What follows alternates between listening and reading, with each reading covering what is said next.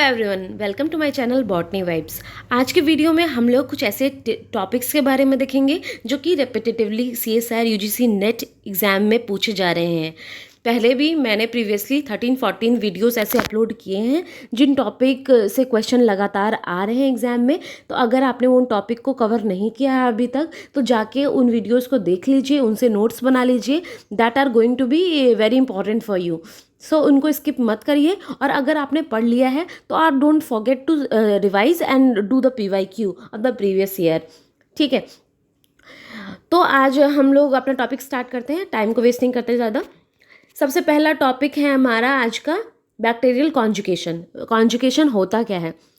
Bacterial conjugation is a method of transfer of the genetic material from one bacteria to another bacteria placed in contact.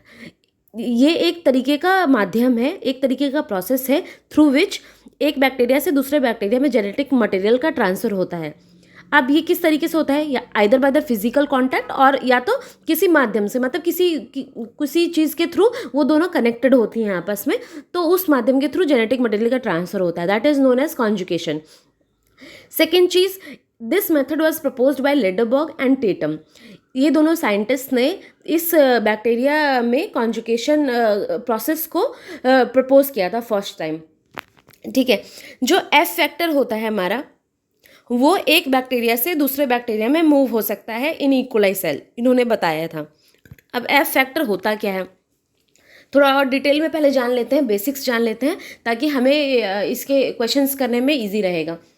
ठीक है, हम लोग, आप एक चीज़ पे फोकस कीजिए, जैसे एफ पॉजिटिव वाले पे आप फोकस कीजिए।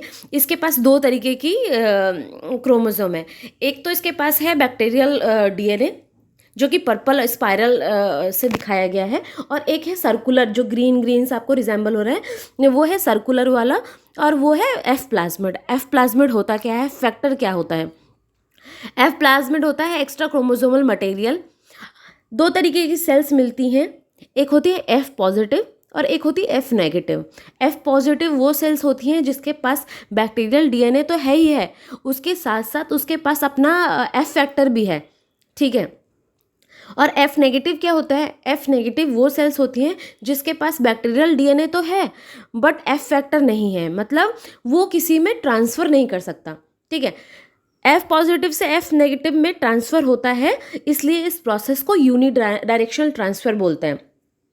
ठीक है, इतना क्लियर हो गया। और एक और चीज़ बता दूं मैं, जो एफ फैक्टर होता है वो सेल्फ रेप्लिकेटिंग होता है, उसकी क्षमता होती है, कैपेबिलिटी होती है कि खुद ही रेप्लिकेट कर सकता है वो। ठीक है, उसके साथ साथ जो एफ फैक्टर है उसके दो काम होते हैं। एक तो वो एक बैक्टीरिया से दूसरे बैक्टीरिया में अपने जेनेटिक मटेरियल की ट्रांसफ़र के लिए सेक्स पिलस का डेवलपमेंट करता है, सेक्स पिलस का फॉर्मेशन करता है। और दूसरा काम होता है उसका कि जो जहाँ से ट्रांसफ़र स्टार्ट होगा, जहाँ से कट स्टार्ट होगा, जहाँ से ट्रांसफ़र स्टार्ट होगा जेनेटिक मटेरियल का, वो कहाँ से होगा?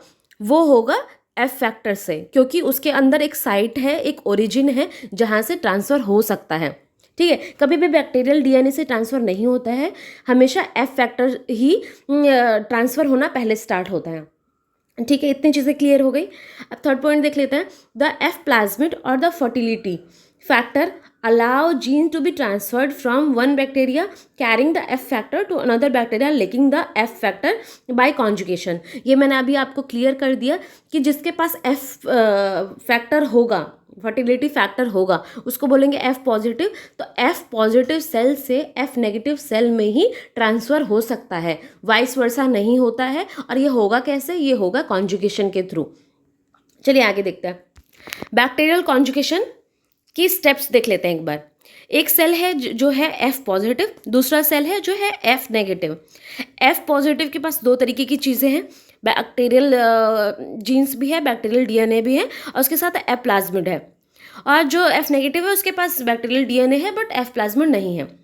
ठीक है, सबसे पहले क्या होगा? सबसे पहले होगा सेक्स पिलाई का डेवलपमेंट, सेक्स पिलाई का formation. Sex pillars, conjugation pillars जो लिखा हुआ है उसका डेवलपमेंट हुआ, वो दोनों फिजिकली कांटेक्ट में आ गई। फिजिकली कांटेक्ट नहीं बोलेंगे, but through sex pillars they come in contact with each other. ठीक है, उसके बाद क्या होगा? उसके बाद एक दूसरे के कांटेक्ट में आने के बाद जो एक स्ट्रैंड है जो एफ फैक्टर में प्रेजेंट है उसका कट होगा, निक लगेगा, निक मतलब कट लगेगा एफ प्लाज्मिड में। आप देख सकते हैं यहाँ पे ग्रीन वाले में जो कि एफ पॉजिटिव सेल्स में प्रेजेंट है वहाँ पे कट लगा है, क्योंकि मैंने आपको पहले ही बताया कि इस एफ फैक्टर की ही क्षमता होती है, एफ फैक्टर में स्टार्ट साइड प्रेजेंट होता है, उसकी ही क्षमता है, कैपेबिलिटी है कि वो एक सेल से दूसरे सेल में जा सकता है।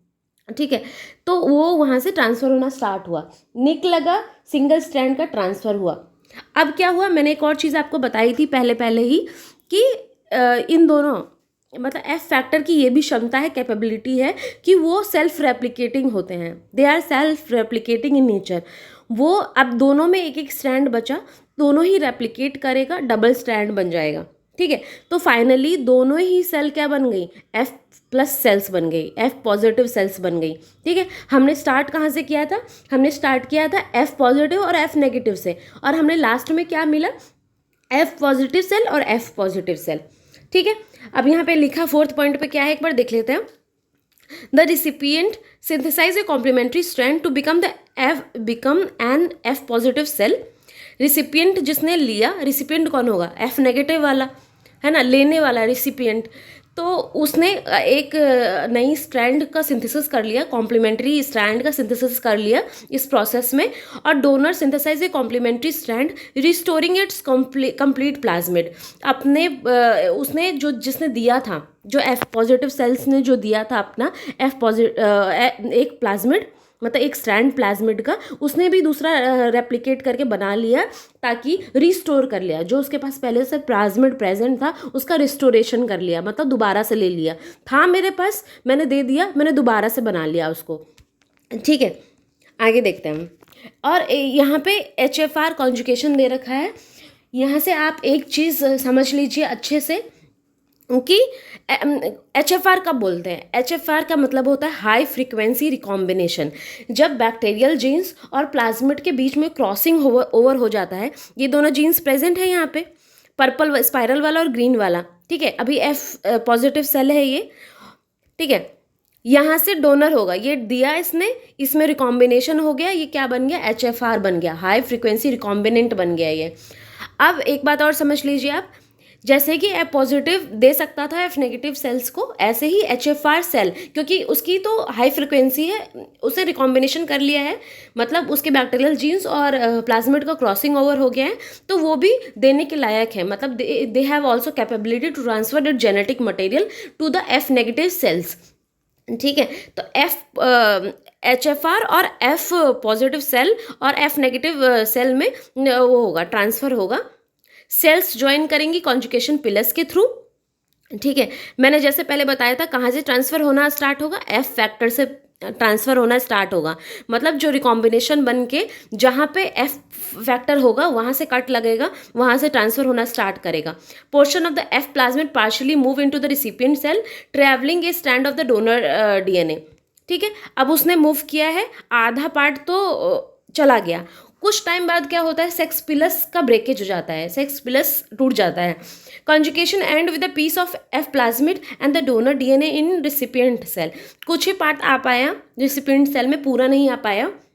Cell synthesize is complementary DNA strand. Cell ने क्या किया, अपना DNA स्ट्रैंड बना लिया, donor DNA and recipient DNA recombine making a recombinant F negative cell. ठीक है, अब उसने क्या किया, उसने जो पहले से उसके पास बैक्टीरियल DNA प्रेजेंट था उसमें इंटीग्रेट कर लिया उसको। ठीक है, इतना समझ गए आप। अब दो चीज़ें यहाँ से समझ गए कि एफ पॉजिटिव सेल्स क्या होती हैं, एफ नेगेटिव सेल्स क्या होती हैं, इतना समझ गए। एक चीज़ मैं आपको और बता दूँ कि जब डोनर सेल से रिसिपिएंट सेल में ट्रांसफ़र होता है तो पूरा ट्रांसफ़र ना होने के कारण, देखिए जो एफ नेगेटिव सेल, आप फोकस कीजिए यहाँ पे देखिए, एफ नेगेटिव सेल्स के पास अपना बैक्टीरियल जीन्स है। ठीक है, जब उसमें से ट्रांसफ़र होगा, मतलब जब रिसिपिएंट डोनर सेल से ट्रांसफ़र होगा तो किसका ट्रांसफ़र होगा, कुछ प्लाज्मिड भी आएगा, कुछ बैक्टीरियल जीन्स भी आएगा। ठीक है, तो मतलब उसने क्या किया, उसके पास अपना बैक्टीरियल जीन्स तो है ही है, उसने एफ पॉजिटिव और HFR का भी बैक्टीरियल जीन्स को ले लिया, तो इसकी वजह से वो मीरो डिप्लॉयड बन जाएगा, मतलब कुछ ही जीन्स के लिए वो डिप्लॉयड रहेगा, सब जीन्स के लिए डिप्लॉयड नहीं रहेगा, इसलिए उसको बोलते हैं मीरो डिप्लॉयड। ठीक है, क्योंकि पूरा ट्रांसफ़र हो नहीं पाया, पूरा ट्रांसफ़र होता तो पूरा डिप्लॉयड बन जाता, कुछ जीन्स ट्रांसफ़र हो गई, सेक्स प्लस का ब्रेकेज हो गया, इसके लिए वो मीरो डिप्लॉयड हो जाएगा। ठीक है, और मैं एक और चीज़ आप लोगों को यहाँ से बता दूँ, देखिए 3 चीज़ों का मेंशन करते हैं जब एग्जाम में क्वेश्चन पूछते हैं, एक F पॉजिटिव, एक HFR, एक F नेगेटिव भी है, और चौथी चीज़ है F डैश। अभी मैंने आपको यहाँ पे बताया था कि HFR कैसे बना, क्योंकि इन दोनों में रिकॉम्बिनेशन हो गया, तो HFR बन गया। जब ये रिकॉम्बिनेंट जो बना है वो डिसइंटीग्रेट होगा, आप अलग होगा, तो उसको बोलते हैं, जब when there will be disintegration of plasmid from the chromosome, then it will called as F dash plasmid. उसको क्या बोलेंगे? F dash plasmid. कई बार डायरेक्ट क्वेश्चन आ जाता है 2 मार्क्स में इसके ऊपर, तो इस चीज़ को ध्यान में रखिए। ठीक है, तो ये वाला टॉपिक हमारा कंप्लीट हो गया।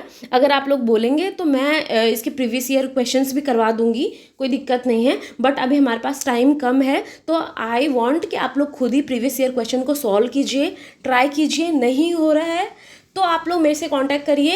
ये तो हमारा चैनल भी है बॉटनी वाइब्स नाम से टेलीग्राम पे, आप उसको भी ज्वाइन कर सकते हैं। उस पर भी आप लोग अपना क्वेरी और जो भी आपका क्वेश्चन है वो कमेंट डाउन कर सकते हैं। ठीक है, तो आप लोग क्वेश्चन को सॉल्व कीजिए, हो जाएगा दैट इज़ गुड, नहीं होगा तो कांटेक्ट करिए मेरे को। और बहुत सारे स्टूडेंट्स हैं उस ग्रुप में, तो आप लोग उनको भी कांटेक्ट कर सकते हैं अगर मैं अवेलेबल नहीं हूँ तो। अगर आपने अभी तक सब्सक्राइब नहीं किया है मेरे चैनल को तो सब्सक्राइब कर लीजिए, क्योंकि बहुत ही इंपॉर्टेंट टॉपिक्स मैं आने वाले दिनों में लाने वाली हूँ जो आपके लिए बहुत ही इम्पॉर्टेंट होने वाले हैं। क्योंकि अगर आपने 60% भी प्रिपरेशन की है और इसके साथ साथ आप PYQ कर लेंगे, ये टॉपिक्स एटलीस्ट कर लेंगे, तो आपके अच्छे खासे मार्क्स आ जाएंगे अगर आप अच्छे से प्रिपेयर कर लेंगे तो। ठीक है, it all depend on your preparation कि आप उस चीज़ को कैसे पढ़ रहे हैं। ठीक है, पढ़ते सब हैं, तरीका अलग होता है, रिवीजन स्ट्रैटेजी अलग होती है, बार बार पढ़ना होता है, PYQ सॉल्व करने होते हैं, चीज़ों को क्लैरिटी से समझना होता है, वही स्टूडेंट्स में डिफरेंस क्रिएट करता है। ठीक है, तो स्टे मोटिवेटेड, कीप स्टडिंग, पढ़ते रहिए, छोड़िए मत। लास्ट टाइम है, मैं समझ रही हूँ बहुत वो हो जाते हैं कि डिसअपॉइंट हो जाते हैं, हो नहीं रहा, सॉल्व नहीं हो रहा, टेस्ट सीरीज में मार्क्स नहीं आ रहे, बट अभी डिसअपॉइंट मत होइए, अभी टाइम नहीं है, अभी रिवाइज करते रहिए, PYQ सॉल्व करते रहिए। All the best guys.